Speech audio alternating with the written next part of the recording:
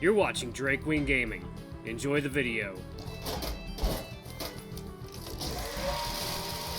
Hey guys and gals, Never here from Drake Wing Gaming. It's Heavy Mountain Twitter, the Gaming Dragon. Today I'm coming back at you with the Let's Play episode of Heroes Advent Ray's Path. So yeah, let's go ahead and jump right back into it, shall we? Alarm chain, you were up, and let's go. Alrighty. It's alright, Ray. None of us expected any of this. Thanks, Cody. You heard the heavy footfalls and recognizable growl of the hooves as Max directed them to where you were, stopping right in front of the group. Behind the carriage was a second cart covered by a large tarp. You could see the familiar metal and runic tools from Alex's lab underneath. The Lynx quickly went over to perform one last security check just to make sure his equipment was safe before hopping inside the carriage. I'll need the space to continue to set up on my communicator, the Lynx said as he climbed into the cabin first. Well, I guess I'll ride shotgun with Max. Oh, sure. Always good to have extra eyes up front. Well then, in that case, I'll watch the back. Coming with, Cassian? Oh, sure. Everyone ready? Oh, ready. Yep, I got everyone's back. Ready when you are, Max. All right, onward, yeah! Max spurred on the hooves as they began to trot their way out of the city. As you rode through the city streets, you saw a few other carriages heading in the opposite direction, carrying what appeared to be furniture and luggage. You wondered if those were the same people planning to leave the city for a place they deemed safer out there, all because they no longer trusted in the guild and Alyssa's protection. There were still many shops and stalls still in business, houses with residents dwelling about, but everything felt just that bit quieter, just enough to be noticeable. It did not take long before you exited the city and onto the farmlands on the outer edges of the Crystal Coast. Oop! The carriage jostled lightly as the hover pads briefly faltered without its crystal stabilizers before falling back on its crystal reserves. Although the road was just as bumpy as it was last time, the trip somehow felt a lot more somber as everyone kept quiet. Perhaps it was because, unlike the first trip, the banter between Max and Ray that you'd come to expect was no longer there. It must have been an hour or so into the ride. The tense atmosphere made it hard to keep track of time. Maybe that was why you hadn't noticed the low humming from behind you. The comforting low hum lured you in as the words Ray began to mutter beside you blended seamlessly into it. You couldn't help but try to match their chorus as the checkpoint slowly came into view over the hill. As you arrived at the checkpoint, the guys wasted no time dismounting the cart from the carriage, while Max guided the hooves toward the checkpoint stable. Ray, on the other hand, headed straight into the office to get the permit validated before you all could head further in. You carried the tune well, Cassian. Oh, you heard me? Not really heard, no. I could just feel your vibe with us. I don't see why you three insisted on singing that old marching cadence. What do you mean, Alex? You were singing along as well. What? I did no such thing. It was nice. Kind of reminds me of when we used to sing in the car on our way back from conventions. The two gave you odd looks as they take in what you said. A car, you say? Is that like your phone? The Lynx looked at you somewhat starry-eyed and expectantly to get a head start on another invention. Cody, for his part, seemed wide-eyed and concerned. Conventions? You were summoned to participate in conventions? Ah, no, I wasn't summoned for it. I went willingly. Before you could clarify what you were talking about, Ray and Max returned with your permits in hand. They each took one of the straps meant to attach to the hooves' harnesses before pulling the cart along. You stepped out of its way as it jostled lightly upon crossing the threshold to the forest. Alex, however, refused to give up the chase for his curiosity and pressed you on the topic some more. Second, yeah. Water time.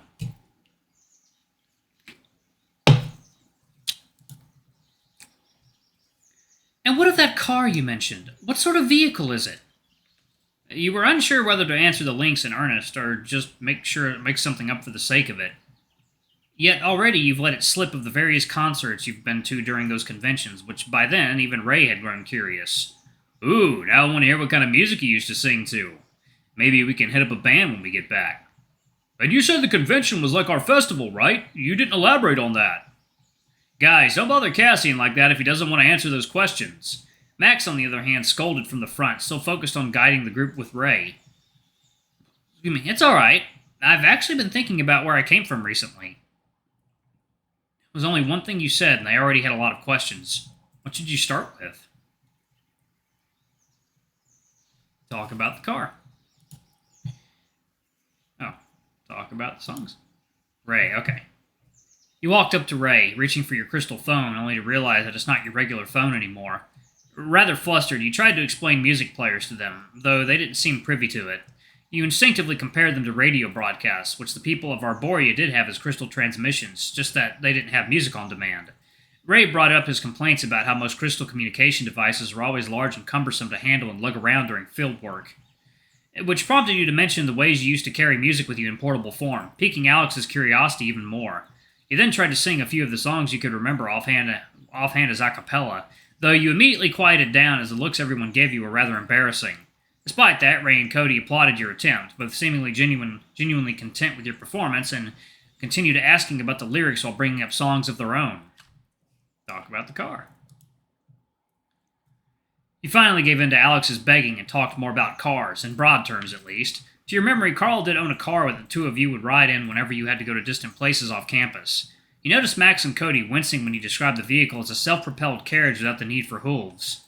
You wondered why they seemed so taken aback when Alex informed you of the people's previous experiment on self-propelling carriages. Despite being able to sustain itself mid-air, the hover pads have nothing to pivot on, so whenever the carriage is propelled by the wind crystals, it would tailspin endlessly like a canoe on rapids. He then went into more general details about the lack of hover functionality in your car and the reliance on wheels as rudders.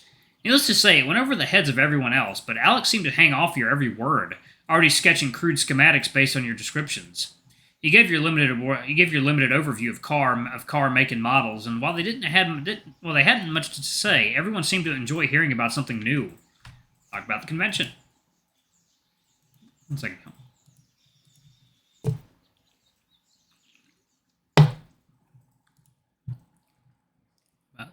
There we go. Okay. Out of curiosity, you asked everyone on their definition of a convention, which turned out to be a formal business gathering akin to congressional meetings. You then explained in brief terms that conventions in your world were more like festivals celebrating what people want. Quite intentionally, you skirted around the fact that you only ever attended furry conventions, instead elaborating the range of themes these festivals could be about. Cody showed great interest. The bear was rather curious whether there was one such convention for chefs.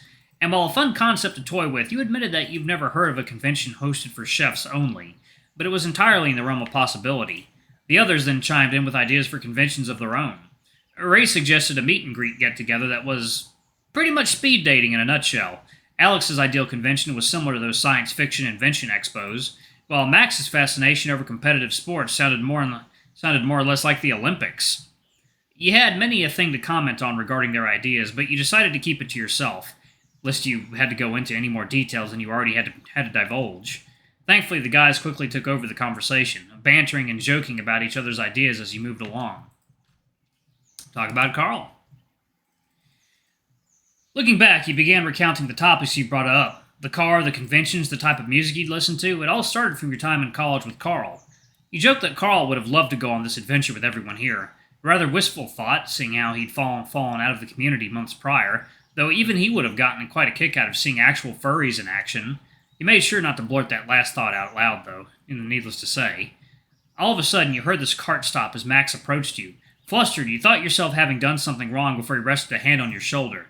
With a heavy sigh, he reassured you that once the king had been dealt with, he'd vow to find a way for you to reunite with Carl, or at the very least meet with him if at all possible. You could only thank him, not really knowing where he got that idea from, nor what to say in return. You fell silent afterwards as you all resumed your hike through the woods. Stop talking. You decided to not elaborate any further, to which the others promptly left you be as soon as they got the hint. Everyone had a nice time chatting throughout the trek. Oh, we're here! He slowed down as the crew arrived upon the clearing at the base of the Akai. It still looked about the same as when you had last visited. The crystals hadn't lost their luster, and the tree itself seemed unharmed. Huh, everything looks unchanged.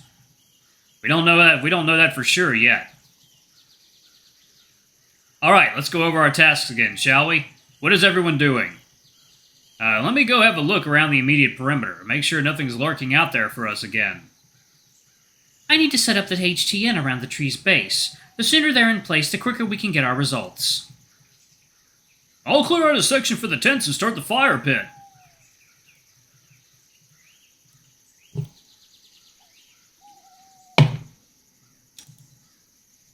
Good.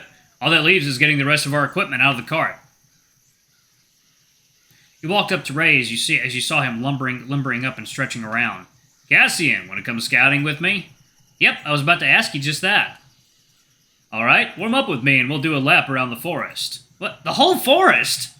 Nah, just kidding. But like I said, we should scout around the campsite to make sure things are safe. Alright, if you promise. He joined Ray in the stretching warm-up before he shot off into the forest, occasionally looking back to make sure you were close behind. While it wasn't outright a race, Ray still kept such a brisk pace you barely managed to sustain, you almost forgot to keep your eyes peeled for anything suspicious. You're so focused on making sure you didn't get lost that you didn't notice that the dragon had stopped short, causing you to crash right into him. Oof! Oops, sorry, Cassian, just noticed something. Well, what is it? Tracks. Nether beasts? Of course not. Game animals, Cassian. Look, the tracks are still fresh. Looks like they travel through here often. That means we won't have to worry too much about dinner. Just need to leave a mark to find your way back here. Ray then pulled out a miniature compass from his pocket, noting the direction down before directing you back to continue your hike around the campsite. There was a notable spring in his step as he seemed to have picked up the pace, a scheming grin on his jagged maw.